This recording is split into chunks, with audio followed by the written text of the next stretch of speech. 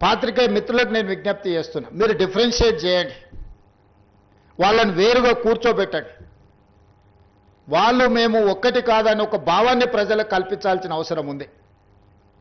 ఈరోజు media, social media, digital media, ఎవడు పడితే వాడికి మొత్తం పెన్ను పేపర్ ఇస్తా, వాళ్ళు మొత్తం రాయలేడు, ఏబిసిడి మొత్తం రాయలేడు, వాడు కూడా నేను జర్నలిస్ట్ అంటాడు. ఏం జర్నలిస్ట్ అంటే నేను సోషల్ మీడియా జర్నలిస్ట్ని అంటాడు.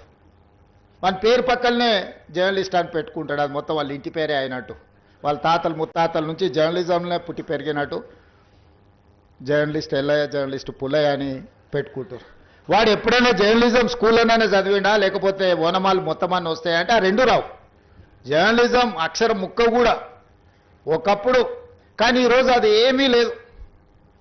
ఎక్కువ ఆవారగా రోడ్ల మీద తిరిగేటోడు, ఎక్కువగా తిట్లు వచ్చినోడు,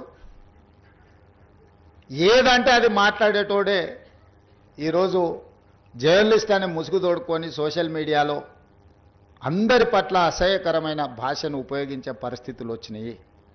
అందుకే ఈరోజు రాజకీయ పార్టీ నాయకులుగా మేము మాట్లాడితే మీరు కూడా అప్పుడప్పుడు మాట్లాడతారు కదా సార్, మరి మీ సంగతి ఏందని అడుగుతారు. మరి అవతలలో అట్లా మాట్లాడితే సమాధానం ఎట్లా చెప్పాలో నాకు దారి దొరకడం లేదు.